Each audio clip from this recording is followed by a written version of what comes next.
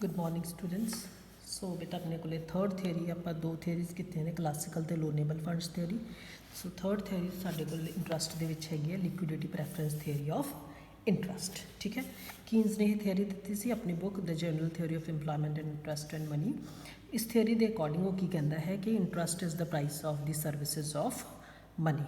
जब money interest एक monetary phenomena है किमें डिटरमिन होंदा है demand for and supply of money तो सप्लाई ऑफ मनी किहदे ते डिपेंड करती है, मतलब पैसा कित्थों आंदा है कि इकॉनमी च कितना पैसा है तो बैंक च कितना पिया है।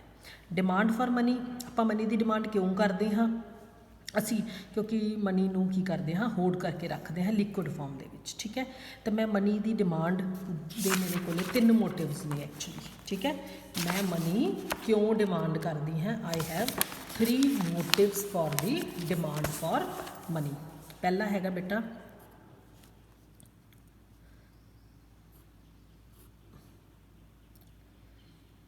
लिक्विडिटी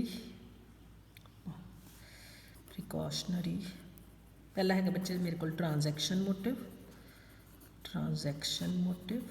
ठीक है, दूजा प्रिकॉशनरी मोटिव, तीजा हैगा मेरा स्पैकुलेटिव मोटिव मतलब क्यों मैं करती हाँ।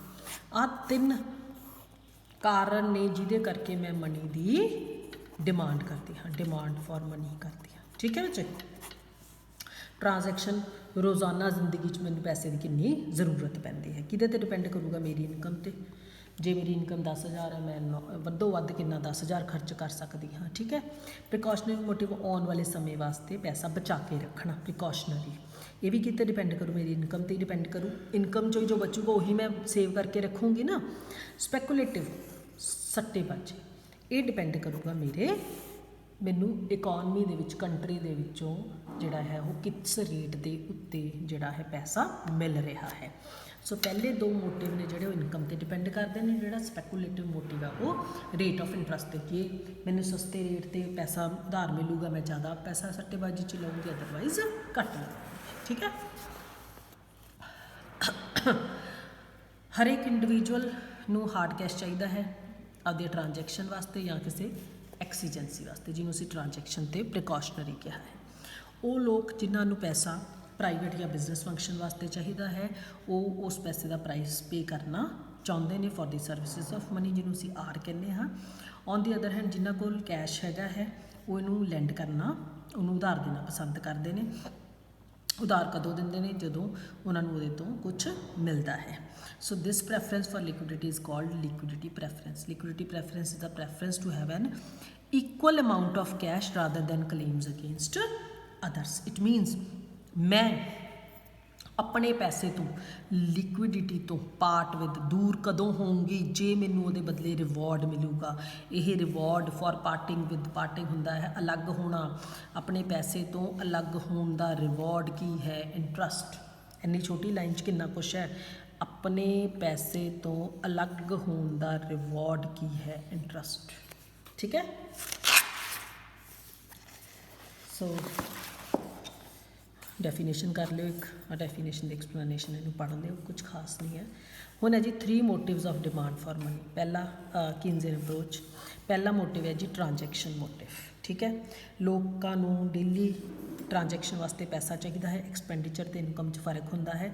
जो मैं अज कमा लिया ਉਹਨੂੰ मैं अज ही खर्च नहीं कर सकती। ठीक है, हुण जिवें मैं सवेरे काम ते जानी हाँ शाम को पैसा मिलूगा मैनू, जे मैं दिहाड़ी ते हाँ तो सवेर का खाना मैं कित्थों खाना है, लंच कित्थों करना है, तो मेरी जिहड़ा एक्सपेंडिचर वो किहदे ते डिपेंड करता है मेरे एक दिन पहलां दे इनकम के उत्ते।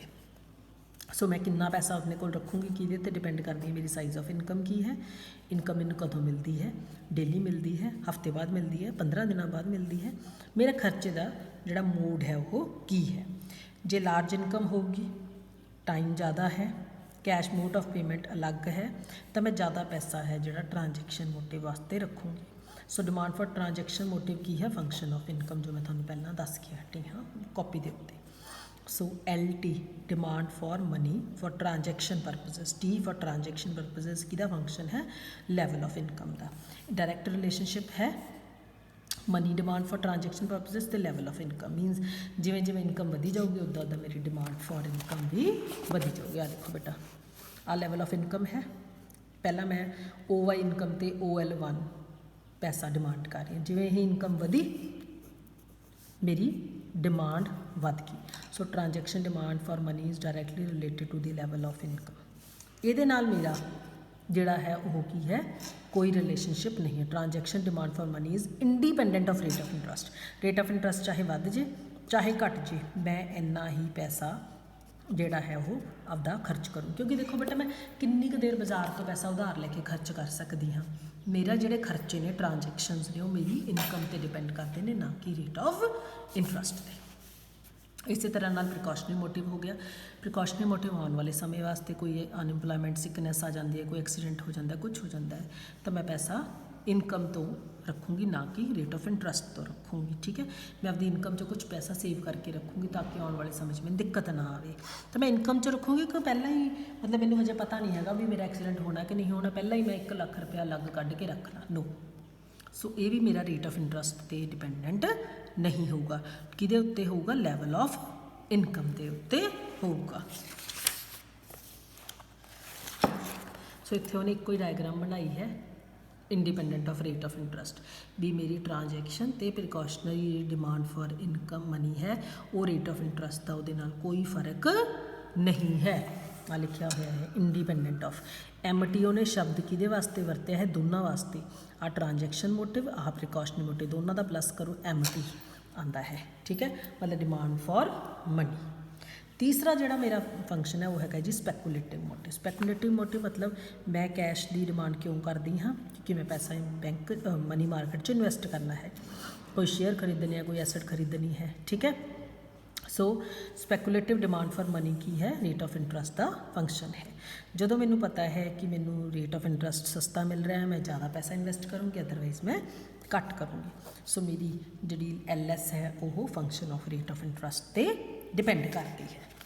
ਇੱਕ ਬੇਟਾ ਇੱਥੇ ਲਿਕੁਇਡਿਟੀ ਟਰੈਪ ਦਾ ਤੁਹਾਡੇ ਕੋਲ ਨਾ ਕੁਐਸਚਨ ਬਣਦਾ ਹੈ, ਇਹ ਸ਼ਾਰਟ ਵਾਸਤੇ ਇੰਪੋਰਟੈਂਟ ਹੈ। ਠੀਕ ਹੈ, ਟਰੈਪ ਕੀ ਹੁੰਦਾ ਹੈ? ਜਾਲ। ਦੇਖੋ ਜਿਵੇਂ ਜਿਵੇਂ ਰੇਟ ਆਫ ਇੰਟਰਸਟ ਫਾਲ ਕਰ ਰਿਹਾ ਹੈ, ਦੇਖੋ ਠੀਕ ਹੈ ਨਾ, ਦੇਖੋ ਪਹਿਲਾਂ 10% ਹੈ, ਫਿਰ 9 ਹੈ, ਫਿਰ 8 ਹੈ, 7 ਹੈ, ਇੱਥੇ ਥੱਲੇ ਜਾਵਾਂਗੇ ਨਾ, ਡਿਮਾਂਡ ਵੱਧ ਰਹੀ ਹੈ। ਜਿਵੇਂ ਜਿਵੇਂ ਮੈਨੂੰ ਸਸਤੇ ਰੇਟ ਦੇ ਉੱਤੇ ਪੈਸਾ ਮਿਲ ਰਿਹਾ ਹੈ, ਉਵੇਂ ਉਵੇਂ ਮੇਰੀ ਡਿਮਾਂਡ ਵੱਧ ਰਹੀ ਹੈ। ਹੁਣ ਆਹ ਪੁਆਇੰਟ ਤੋਂ ਬਾਅਦ ਆ ਕੇ ਜਿਹੜੀ ਰੇਟ ਆਫ ਇੰਟਰਸਟ ਆ ਉਹ ਸਿੱਧਾ ਹੋ ਗਿਆ। ਇਹਦਾ ਮਤਲਬ ਲੋਕੀ, ਹੁਣ ਦੇਖੋ ਜਿਵੇਂ ਮੈਂ ਮੰਨ ਲਓ ਮੈਂ ਆਪਦਾ ਪੈਸਾ ਕਿਸੇ ਨੂੰ ਉਧਾਰ ਦੇਣਾ ਹੈ, ਕੋਈ ਮੈਨੂੰ ਕਹਿੰਦਾ ਜੀ ਉਧਾਰ ਦੇ ਦਿਓ, ਮੈਂ ਕਿਹਾ ਚੱਲ ਠੀਕ ਹੈ 10% ਆ, ਉਹ ਕਹਿੰਦਾ ਨਹੀਂ ਮੈਡਮ 9 ਲੈ ਲਓ, ਮੈਂ ਕਿਹਾ ਚੱਲ 9 ਦੇ ਦੇ। ਫਿਰ ਉਹ 8 'ਤੇ ਮਨਾਉਣ ਲੱਗ ਜਾਂਦਾ, 7 'ਤੇ, 6 'ਤੇ, 5 'ਤੇ, ਜਿਵੇਂ ਜਿਵੇਂ ਵੱਧ ਪੈਸੇ ਲਈ ਜਾਂਦਾ ਮੈਂ ਉਹਨੂੰ ਘੱਟ ਰੇਟ ਦੇਈ ਜਾਂਦੀ ਹਾਂ ਵੀ ਚੱਲ ਕੋਈ ਗੱਲ ਨਹੀਂ, ਕੋਈ ਗੱਲ ਨਹੀਂ, ਹੈ ਨਾ। ਫਿਰ ਆ ਕੇ 2% ਮੰਨ ਲਓ ਆ ਹੈਗਾ ਹੈ ਬਿਲਕੁਲ ਘੱਟ ਰੇਟ ਆਫ ਇੰਟਰਸਟ, ਜਿਹਦੇ ਮੈਨੂੰ ਕੋਈ ਪ੍ਰੋਫਿਟ ਨਹੀਂ ਹੋਣਾ। 2% 'ਤੇ ਆ ਕੇ 2% 'ਤੇ ਆ ਕੇ ਮੇਰੀ ਜਿਹੜੀ ਉਹਨੂੰ ਦੇਣ ਦੀ ਇੱਛਾ ਹੈ ਉਹ ਬਿਲਕੁਲ ਘੱਟ ਜੂਗੀ।